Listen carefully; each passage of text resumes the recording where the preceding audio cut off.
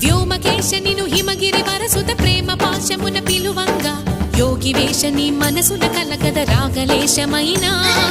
హే మహేశని భయద పదాహతి దైత్య